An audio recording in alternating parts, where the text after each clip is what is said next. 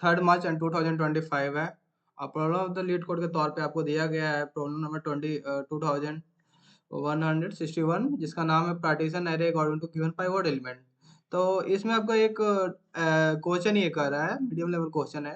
आप तो इसमें ये क्वेश्चन कर रहा है कि आपको एक नम्स नाम का एरे दिया गया है और एक इंटीजर पाइवट की दिया गया है। तो नम्स जो एरे है उसको इस तरह से आप अल्टर कीजिए, मतलब चेंज कीजिए ना, कि रीअरेंज करना है उसको सिंपली, कि आपको जो पाइवट से स्मॉलर एलिमेंट है उसको लेफ्ट साइड में आ जाए, यानी जो स्मॉलर एलिमेंट है उसको पहले लिखना है पाइवट से, एंड जो ग्रेटर एलिमेंट है उसको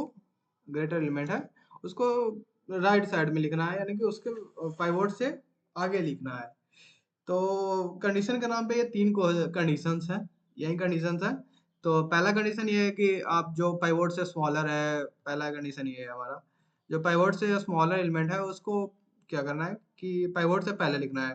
appears before every element greater than pivot, जो पाइवट से कम है वो पहले आएगा, और जो पाइवट के बराबर है, every element equal to pivot appears in between the element less than and greater than pivot, जो पाइवट के बराबर है वो तो बराबर आएगा, और जो पाइवट से बड़ा है उसको राइट साइड में हमको लिख देना है।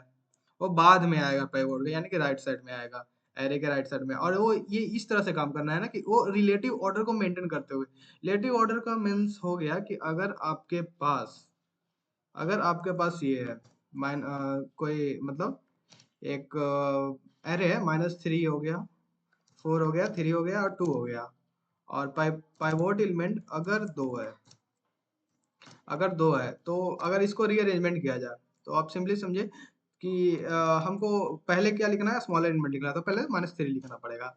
और बाद में क्या लिखना है, तो बाद में हमको लिखना है पाइवो नहीं, बीच में अब -3 से तो कोई छोटा एलिमेंट है नहीं हमारे पास, तो -3 से छोटा एलिमेंट नहीं है। तो 4, अब पाइवोट एलिमेंट आएगा, तो पाइवोट एलिमेंट तो हमारा 2 है, और उसके बाद आएगा पाइवोट से बड़ा एलिमेंट। तो पाइवोट से बड़ा एलिमेंट हमारे पास जो है, 2 से बड़े एलिमेंट हो गया, 4 और 3 हो गया।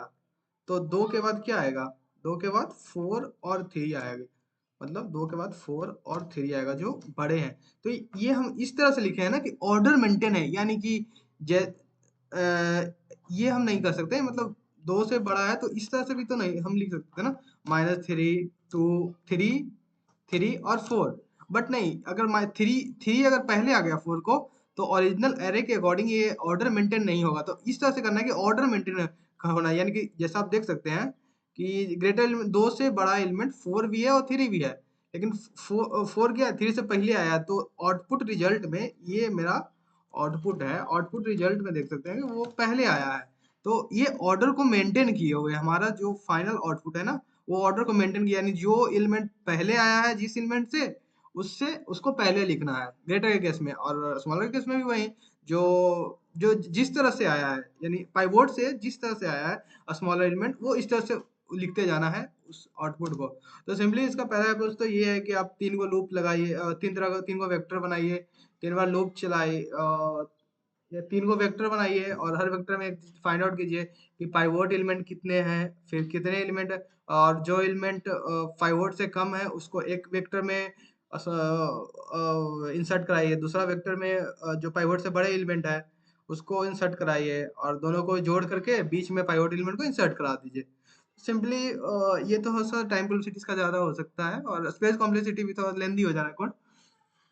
टाइम कॉम्प्लेक्सिटी तो ओ ऑफ ए नहीं हो रहेगा, बट थोड़ा सा और स्मार्ट टेक्निक अगर हम लगाएं हम लोग, तो इसमें हम 2 पॉइंटर टेक्निक हम लगा सकते हैं। 2 पॉइंटर टेक्निक जो बेस्ट है, 2 पॉइंटर अप्रोच लगाना इस क्वेश्चन के लिए बेस्ट है, ताकि मतलब वही कर रहे हैं ना कि लेफ्ट और राइट का ही कंसेप्ट है, ग्रेटर और स्मॉलर का ही कंसेप्ट है। तो सिंपली सबसे पहले हम एक वेक्टर बनाएंगे, इसे खत्म कर दें। उसके बाद एक वेक्टर बनाते हैं जो मेरा रिजल्ट वेक्टर रहेगा, वेक्टर इंट रिजल्ट। हाँ, इसको बाय डिफॉल्ट जो है ना, हम 2 पॉइंटर टेक्निक लगाना चाह रहे हैं, तो इसका साइज उतना ही होगा जितना हमारा एरे का साइज है, नम्स एरे का साइज है, और बाय डिफॉल्ट हम वैल्यू दे दे रहे हैं, इसको पाइवोट दे दे रहे हैं। इसका वैल्यू में मतलब हर इंडेक्स पे हम पाइवोट जो इंटीजर है वो एज ए डिफॉल्ट वैल्यू हम पास कर दे रहे हैं। सो अब हम लूप चला लेंगे, एक सेकंड, उससे पहले हम ये ले लेंगे, पॉइंटर ले लेंगे अपना। टू पॉइंटर टेक्निक में तो यही करते हैं ना, लेफ्ट और राइट नाम में कुछ लेते हैं। लेफ्ट वाला मेरे 0 इंडेक्स पे रहेगा और राइट जो मेरा रहेगा वो नम्स डॉट साइज माइनस 0 इस इंडेक्स पे हमारा हो जाएगा। एंड देन और उसके बाद सिंपली हम अपना लूप चलाएंगे। तो लूप एक इंट आई हो गया, एक जे, जे इक्वल टू ये शुरू से चलेगा और जे हमारा लास्ट चलेगा, नम्स डॉट साइज माइनस 1।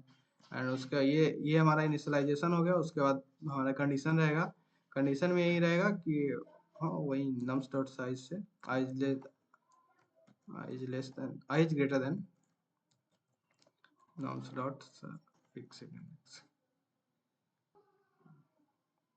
आई तो 0 से इनिशियलाइज करना, आई तो हमेशा वही करना है ना, लेस देन नम्स डॉट साइज, नम्स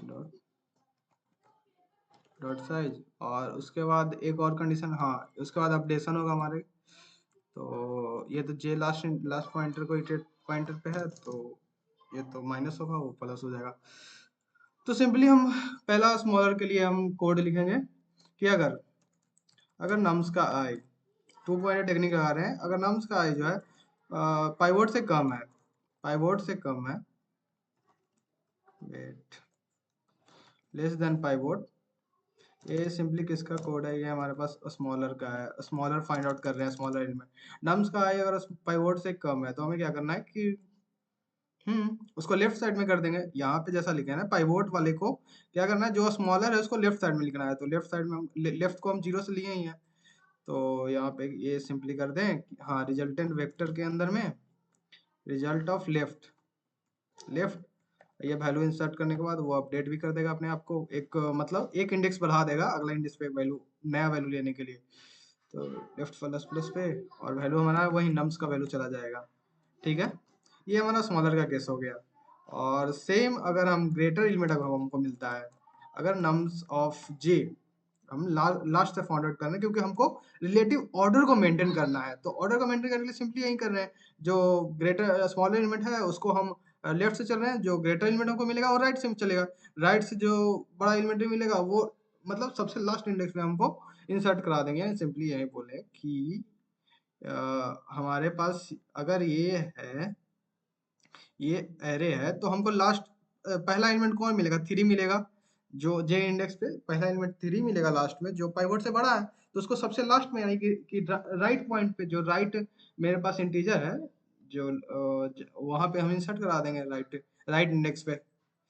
तो अगर नम्स का जे ग्रेटर देन पाइवोट हमको मिल गया वो एलिमेंट जो इससे बड़ा है, सो हम करेंगे रिजल्ट के राइट पे, राइट किसका लिए हुए है, राइट का इंडेक्स लिए हुए हैं, हाँ वहाँ पे हम ये कर देंगे नम्स, अपने जो नम्स का जे वैल्यू है मेरा उसको इंसर्ट करा देंगे। और आप देख सकते हैं यहाँ पे हमने पाइवोट यानी वैसा एलिमेंट को नहीं लिया है जो पाइवोट के बराबर है, क्योंकि पाइवोट के बराबर हम कोई एलिमेंट फाइंड आउट करने का जरूरत नहीं है।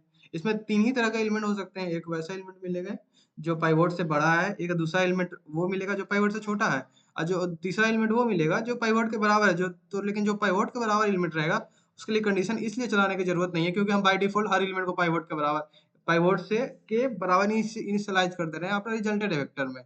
So this is the code. And यहाँ से जैसा आप देख सकते हैं वेक्टर ऑफ इंट है ना, तो यानी हमको वेक्टर को रिटर्न करना पड़ेगा, रिटर्न टाइप ये है। तो रिटर्न हमारा वेक्टर का नाम रिजल्ट हो गया। So again now running the test case. तो जैसा आप देख सकते हैं यहाँ पे टेस्ट केस हमारा पास हो चुका है। And then final submission, no perfect, ये मतलब सबमिट भी हो चुका है, हमारा कोड सबमिट भी हो गया और एवरीथिंग पास। तो ये रहा final submission. And this is the code, final code. Simply आप ये टू पॉइंटर टेक्निक है, आप सिंपल एक फॉर लूप चला के भी इसे बना सकते हैं। This is not a big deal, so that's all.